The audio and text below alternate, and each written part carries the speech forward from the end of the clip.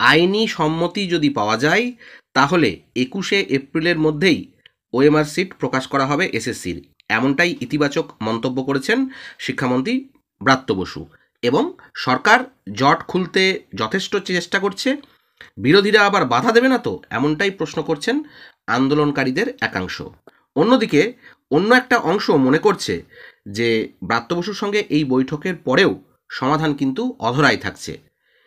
Dear viewers, welcome to my channel. আপনারা যারা আমার চ্যানেলে নতুন তারা অবশ্যই চ্যানেলটিকে সাবস্ক্রাইব করে পাশে থাকা বেল আইকনটা ক্লিক করে রাখবেন, যাতে এই ধরনের ভিডিও সবচেয়ে তাড়াতাড়ি আপনাদের কাছে পৌঁছে যায়।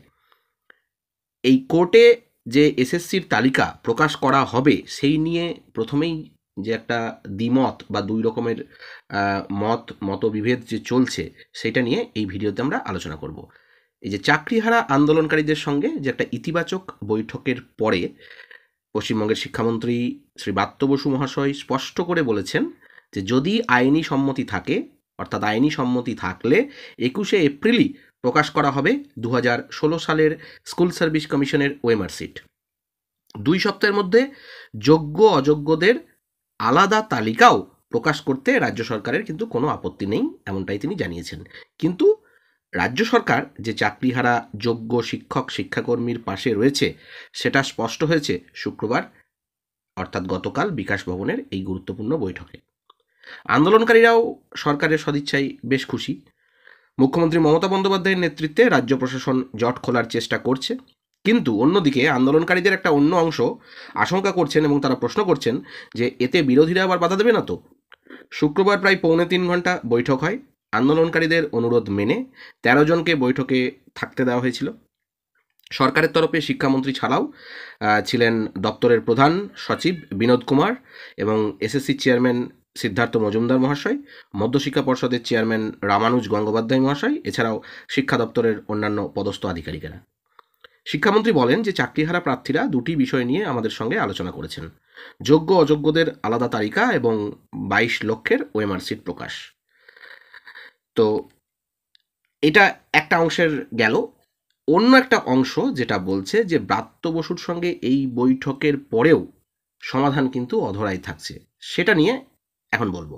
এই যে চাকরিহারাদের সঙ্গে বৈঠক শেষে যোগ্য এবং অযোগ্য চাকরি প্রার্থীদের তালিকা প্রকাশের আশ্বাস দিয়েছেন রাজ্যের শিক্ষামন্ত্রী শ্রী ব্রাত্য বসু মহাশয়।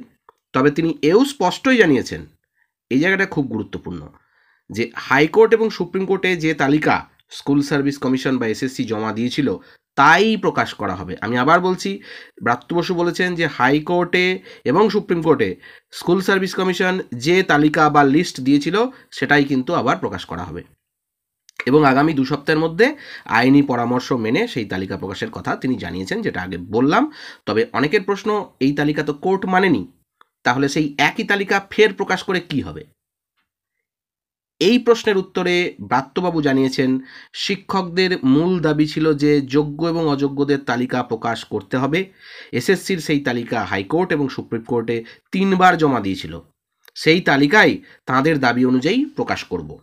যোগ্য এবং অযোগ্য বাছতে উত্তরপত্রের অর্থাৎ ওএমআর সিটের যে মিরর ইমেজ প্রকাশের কথা উঠেছিল, এদিন ব্রাত্যবাবু বলেছেন যে সিবিআই এর তথ্য থেকে যা পাওয়া গিয়েছে সেই মিরর ইমেজ তাঁদের হাতে তুলে দেব।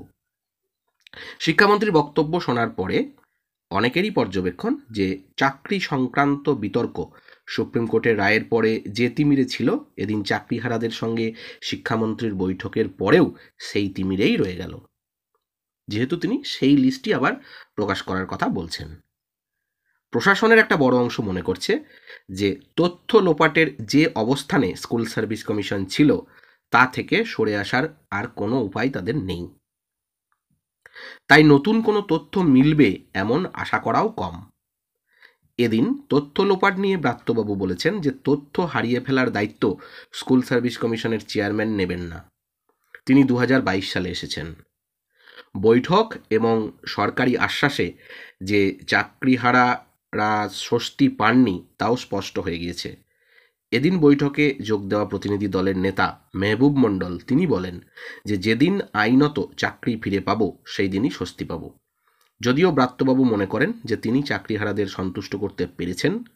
এদিন অবশ্য শিক্ষামন্ত্রী চাকরিহারাদের কর্মস্থলে ফিরতেও বলেছেন।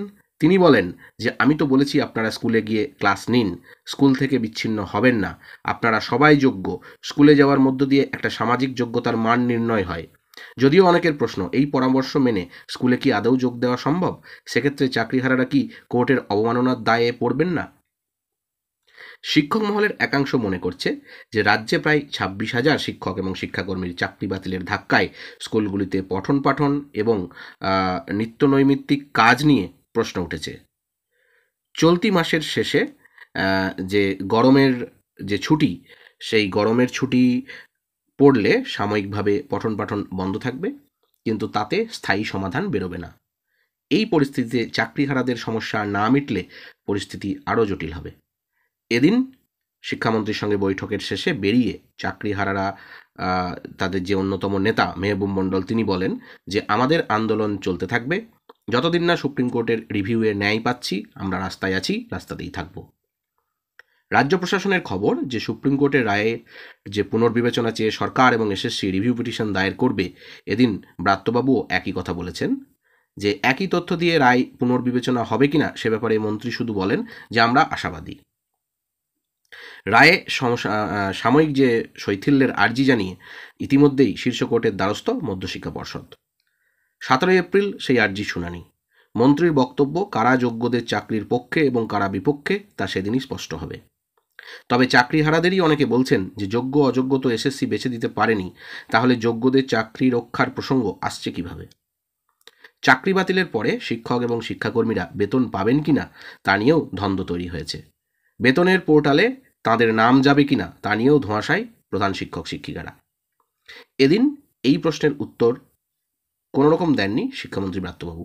তিনি বলেন এ বিষয়ে আমি কোনো কথা বলতে পারবো না, আদালত অবমাননা হয়ে যাবে। School service commission review petition জমা দেবে, আশা করি শিক্ষকেরাও যাবেন। সুপ্রিম কোর্ট কি বলে তার উপর নির্ভর করেই যা বলার পরে বলবো। দাগি হিসেবে চিহ্নিত শিক্ষক এবং শিক্ষাকর্মীদের বেতনও ফেরত দিতে বলেছে সুপ্রিম কোর্ট।